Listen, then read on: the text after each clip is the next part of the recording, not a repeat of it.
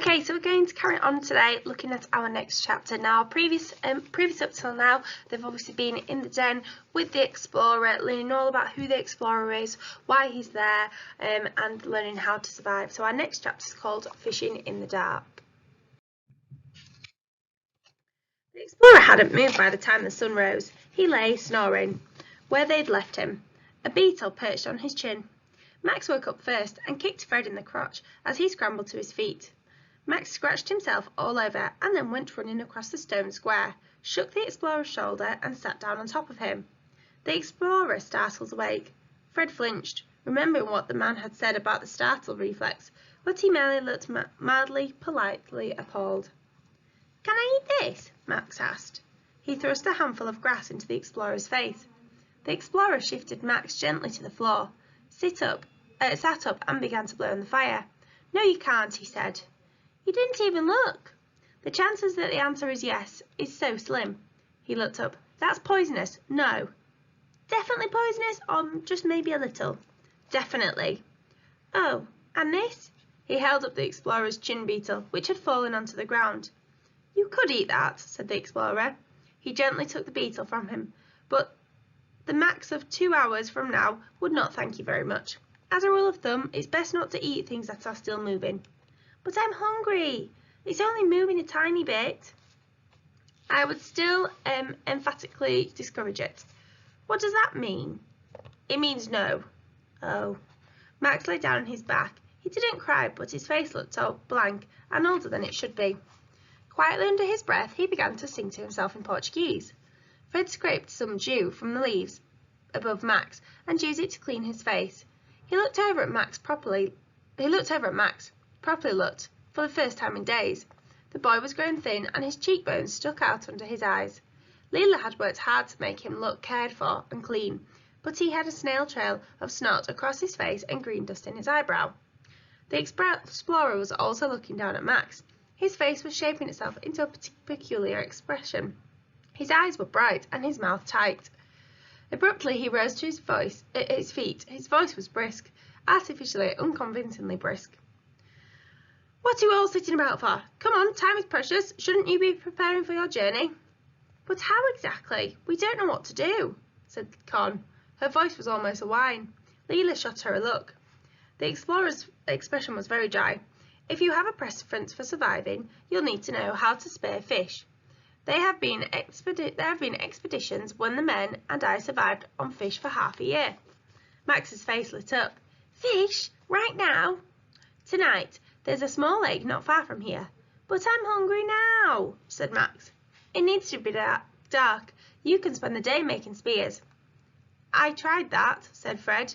He slapped away a mosquito, "but the vines I used to tie the flints on kept breaking off." "Vines?" The man looked at him shocked. "You don't use vines to secure a spear. That would be like using packing tape to build a steam train. Idiot boy, you use intestines. Where are the guts from your bird?" Con pointed to the jungle, where they'd buried the intestines and other rejected bits at a safe distance. "Dig them up and heat them over by the fire and use them as string." He made a winding gesture as if tying a knot. "And don't bother me until then." He turned abruptly. They were getting used to it now and strode away towards the far end of the courtyard, towards the tangle of vines that cut off the corner of the square from sight. They undug the intestines. They were not a pretty sight, and being buried hadn't improved them. Con washed them in a half coconut, and Leela and Fred began laying them out on the stones, trying not to look too hard at the semi-translucent tubes. Max tugged at Leela's ankle. "Leela, did you hear that?" "What?" The air was silent, bar the constant whir of the insects in the trees above them. Then Fred jerked his head round. It was the same roar he'd heard before, choking through the air. "It's coming from there, from behind the vines." He said, "I'm going to go and see." "No," said Con. He said, "Don't bother me," he said. "And I happen to think if a person wears claws or cufflinks, you should do what he says." "But what if he's been eaten? Surely then it doesn't count." Leela shook her head. "I agree with Con." Con looked round in surprise. "Really?" "Whatever it is, He doesn't want us to know, and we can't afford to make him any more angry." Leela turned with an unexpected firmness towards the fire. "Let's make those spears." Reluctantly, Fred sat down. The morning was a sticky one, and nobody smelt better by the end of it. The intestines weren't easy to empty, and the process of heating them over the fire to harden them felt unexpectedly medieval. This is not how I pictured fishing. I thought it was all old men sitting around on riverbanks, telling people to be quiet, like river librarians. Fred opened his mouth to reply, but the guts dripped and spat hot fat at his teeth as he shut it again. He wondered if his fingers would ever lose the faint scent of dead bird, but by the time the sun began to set, he had a long-handled spear, with the flint glinting in the light. Leela's spear was strong and straight, but the wrapping around the flint had gone awry, where Backer had tried to get involved in the process and covered himself in grease. Con's spear was the nearest and the neatest to her. Her hands were competent and controlled, even with bird gut. Fred went in search of water to wash the grease off his arms. Some of the stones had hollows that collected enough rainwater to wash a small patch. He moved from stone to stone across the citadel, gradually shedding the worst of the burnt grease smell. As he came back, he heard voices. The explorer was kneeling on the ground, bent over his pith helmet. Leela crouched next to him. "You have to be gentle with his knees and elbow joints." The explorer was speaking. "They're still very fragile at this age." Leela nodded. "I know, I can feel it. When he moves, they're so light, like seagull bones." "Make sure you check under the armpits for parasites. There." Backer's head reared up over the edge of the pith helmet, and he let out a wail of protest. The explorer gave something approaching a smile. "He's been unnecessarily dramatic. The water's good for him. Now, hold him by the forearms. Like this." Leela lifted Backer from his bath, dripping his legs and dangling them. "Yes, check his stomach for ticks." Leela checked, brushing her fingers over the sloth's belly, her eyes squinting with care. There's nothing. Backer's fur was plastered against his skull, and his eyes were wide with the front of it. He gave a squawk as he hung from Leela's hands. "Now you need to dry him." Swiftly, Leela unplaited her hair. It fell in an uneven wave to her waist. She lifted the cloth into it and rubbed him gently. Backer snuffled among the deep brown curls. Fred saw Con inside the stone room. Gave the ghost of a smile. Max was half asleep, his head on Con's lap. The explorer raised his eyebrows. The corners of his mouth lifted half an inch. I doubt that particular strategy would be suggested in veterinary college, but good. The sun was dipping over the top of the statue of the panther. The explorer looked up and saw Fred watching. He sprang to his feet, as if embarrassed to be caught mid-kindness, his bad leg catching on his good one, suddenly brisk again. "Right, are you ready to go? You each need to take some fire with you. The fish's eyes shine red in the light. Find slow-burning wood, something dense, or it'll burn too quickly." They set off in single file through the dark trees, each carrying a burning branch. Backer rode, still slightly damp, inside Leela's shirt. The explorer moved without a single rustle. The rest stumbled behind him, stubbing their toes on unseen roots. A branch whipped in Fred's face, and the leaves blackened in the flame of his torch, but the wood was too green to catch fire.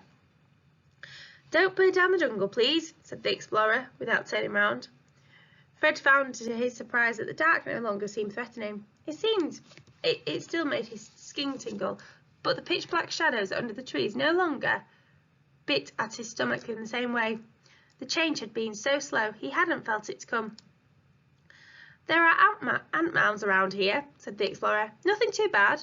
The only dangerous ants are the bullet ants, but you don't want to disturb them if you can help it.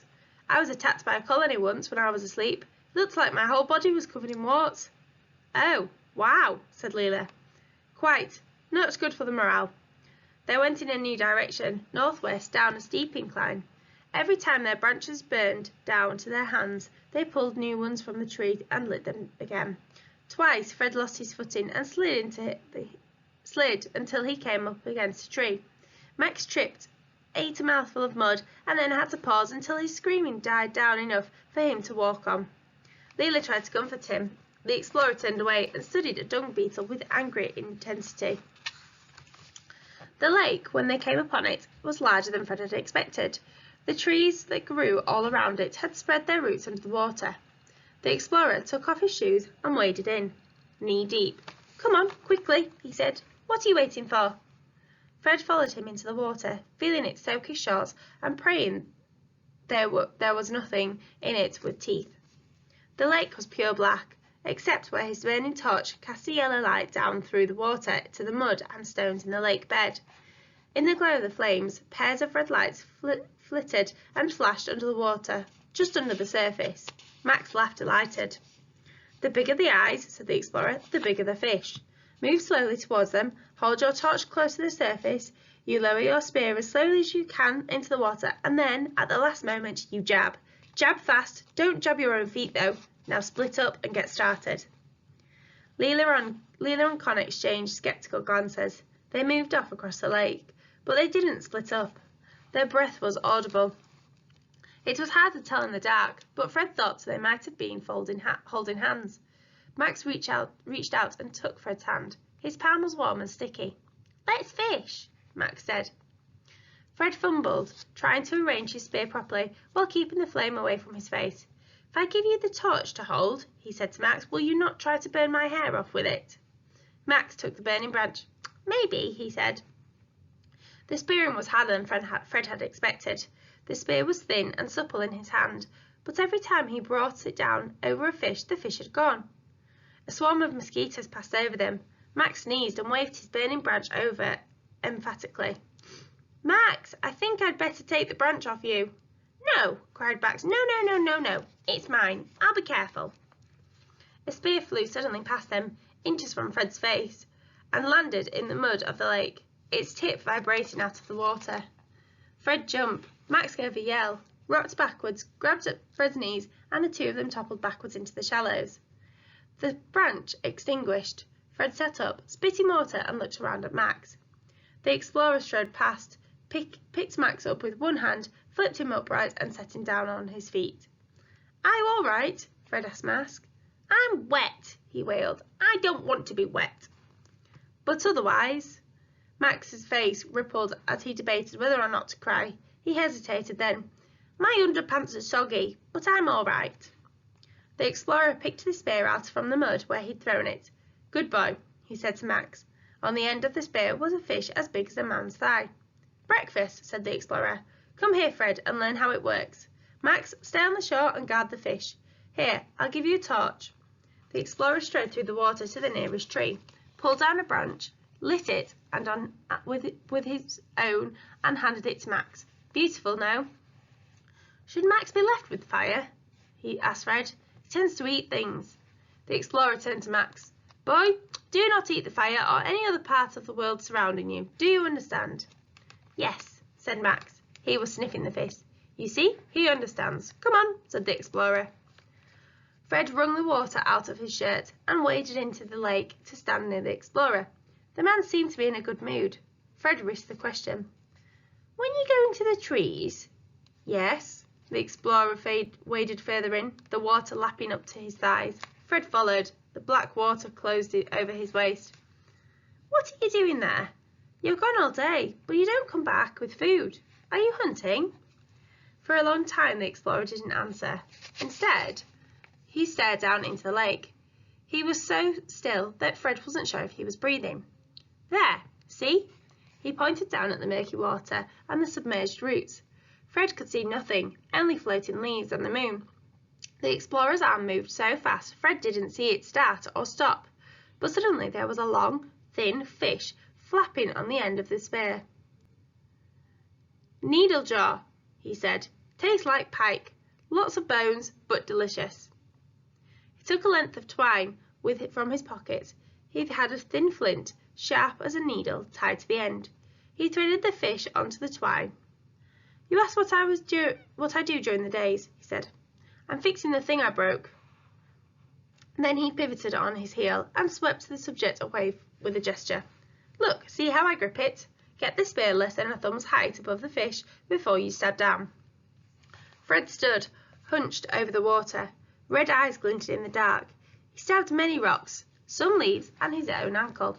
Then, astonishingly, he felt the tip hit a fish. The first stab hit only the fin, but the fish was slowed, and Fred stabbed again, frantically, until he felt the flint meet flesh. "I think I caught something." He held his spear up and to the light, and on the end something wriggled. It wasn't large, but it definitely was a fish. Wolffish, they call it a trirra in these parts, but put it in your pocket, said the explorer. Fred checked to see if he was serious, but he didn't seem to be in a particular jocular mood. So Fred put the fish into his pockets of his shorts. His eyes stared up at him like a gym mistress. He waited for a moment, rinsing the fish blood off his hands before he dared try it. "What are you fixing?" The explorer faded deeper into the lake, up to his waist. He seemed to find it easier to speak here, in the dark.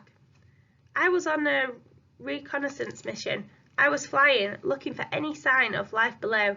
I was circling the city, trying to work out whether there was anything to see. And my wretched engine failed. I crashed through the canopy, and there was a fire, and it killed a lot of the foliage." "What happened to the plane? Could you salvage it?" The man's eyes flicked down to the water, and he steered his spear into the weeds. Fred tried again.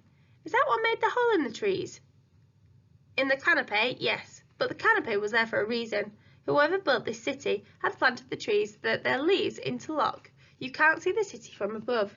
You could stand on a mountain top and look down, and all you would see is uninterrupted green." "How long ago was it made?" "I don't know. With the city so entwined with the jungle around it, it's hard to be certain about a date. 100 years or so? Probably 700 more. It may take at least 50 to 100 years for those trees to grow again. I've cut down the burnt trees where I can and tried to replant in the same place."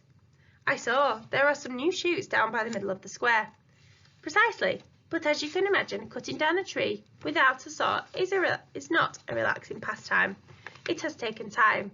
Until the trees grow, I need to fix the canopy.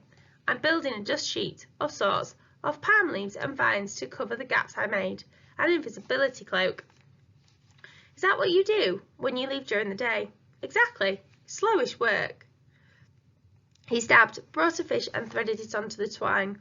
The firelight cast the cuts and scars on his hands into sharp relief. "I'm making new portions every month or so. I've fallen out of the trees more often than it is ideal, but it will be a completed green roof, sure enough. A living protection for the ruins." "But a protection from what?" "From people, of course. People surveying the land from the air. From people looking for El Dorado. From people looking to pack places like this into parcels of stone and sell them to curious ladies and gentlemen in Chelsea for the price of a bus driver's yearly wage. From people exactly like me." "Like you, but you're saving it." "No, I am undoing my own harm, but God knows what I might have done when I was younger. I was hungry to have my name in black capitals on the front pages of the Times." He glanced sideways at Fred. Fred shifted uncomfortably and looked very hard at the water. The explorer stabbed again. This fish was still writhing hard, and he had to smack it against the sole of his shoe to kill it. Perhaps it was this that made him flush red in the fire's light. Europeans have said cities like this were impossible. Europeans never believed in a place like this. They believed the jungle could never have been supported by such numbers.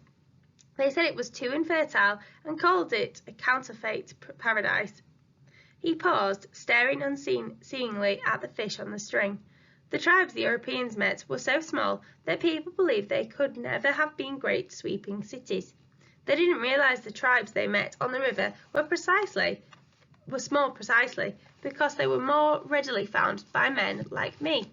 Because European diseases were killing so many of them. Measles, influenza, God knows. I have seen enough of that. This place does not need more people like me. A deep red anger spread down his neck to his arms. Fred didn't move. He only listened, harder than he had ever listened before in his life.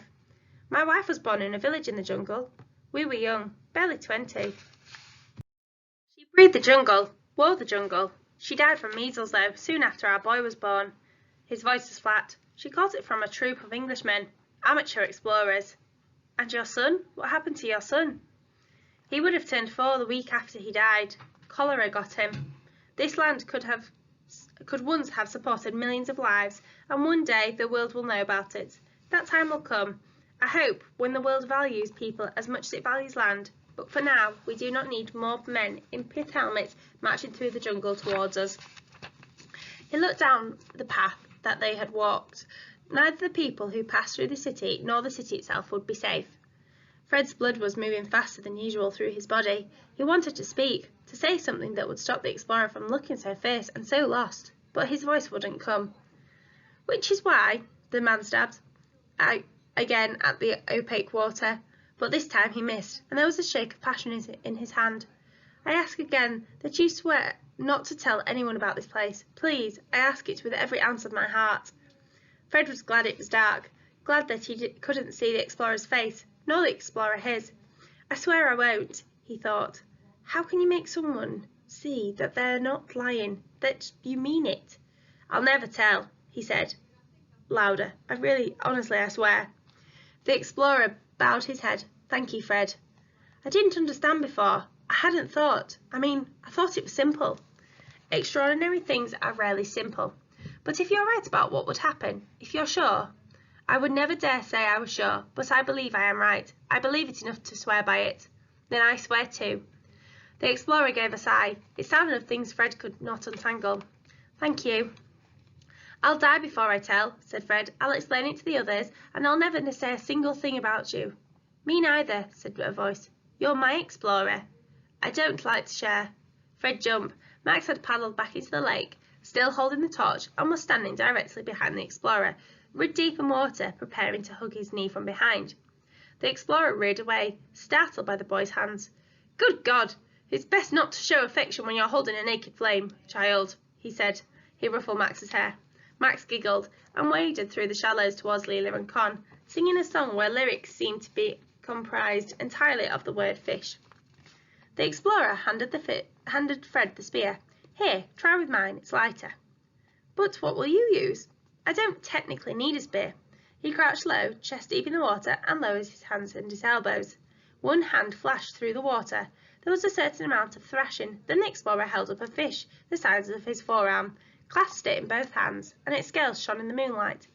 The only downside of doing it like this, he said, sometimes they turn out to be a piranha, and that can be a little awkward. Fred thought of his father, back home, wrapped tightly in pinstriped days. I wish you were my father, he muttered, so quietly that the explorer could choose not to hear.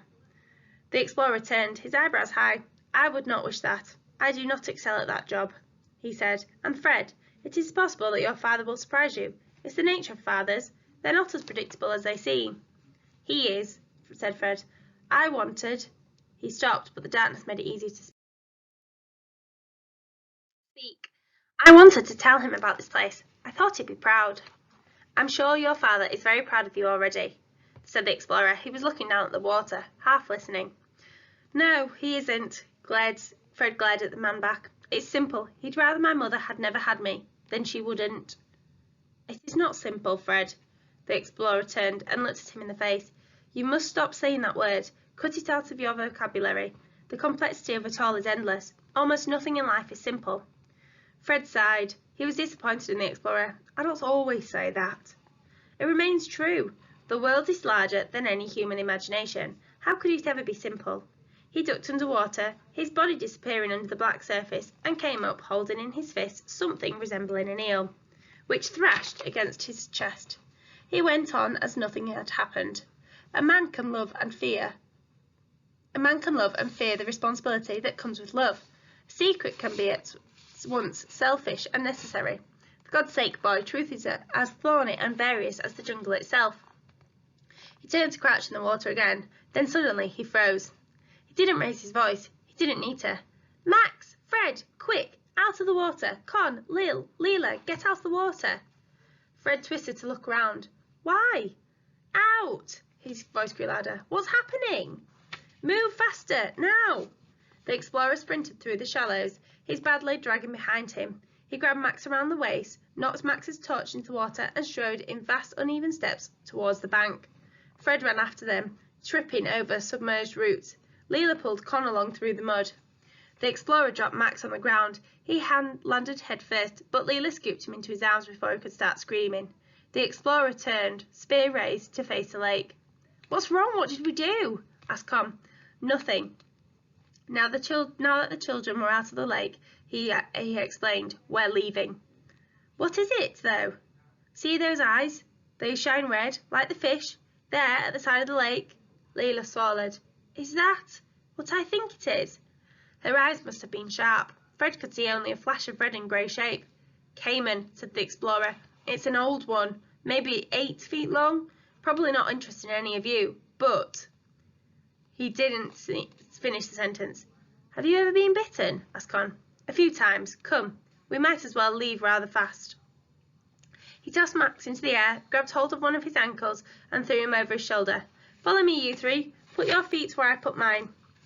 Max, hanging over the man's head, forged in his pocket. "Fred," whispered Max, "I have to tell you something." "What is it?" "I ate a tiny bite of the explorer's fish whilst I was waiting. I was so hungry." "Is that all right?" he said. Fred looked at the crease in Max's anxious face. "Yes," he said. "I wouldn't do it again, though. But people do eat raw fish. I don't think you need to panic." "I won't die, will I?" "No. In fact, I think maybe, in a very particular kind of way, we're all safe. For now." The explorer twisted around to look at Fred, almost smacking Max's head against a tree. "Yes, you're safe," he said. "Or rather, you could still die out here, but if you pay attention, you'll be safe from a lot of things." He stopped, turning back to look at the file of children behind him, moonlit, sweat-smeared. He shook his head. There is no way to say such things as need to be said without sounding like a cheerleader. He did not, Fred thought, look very much like a cheerleader. Cheerleaders, he believed, wore fewer animal teeth. "Do you see all this?" The explorer held his torch high, casting light on the trees and the sleeping birds. "You don't have to be in the jungle to be an explorer. Every human on the earth is an explorer. Exploring is nothing more than paying attention. Writ large, attention. That's what the world asks of you. If you pay ferocious attention to the world, you will be safe as if it was possible to be." He glared at them, each in turn. For once, Fred didn't flinch under the ferocity of his gaze. "Speaking of attention, Leela," the explorer said, "your sloth is trying to eat your hair. It will give it indigestion if it succeeds." He walked on, Max's thin ribs bouncing against his spine, carrying him home. Okay, I'm going to leave it there. It was a really nice little big chunky chapter, that one. So our next chapter is called The Vow. So find out in our next episode what's going to happen next.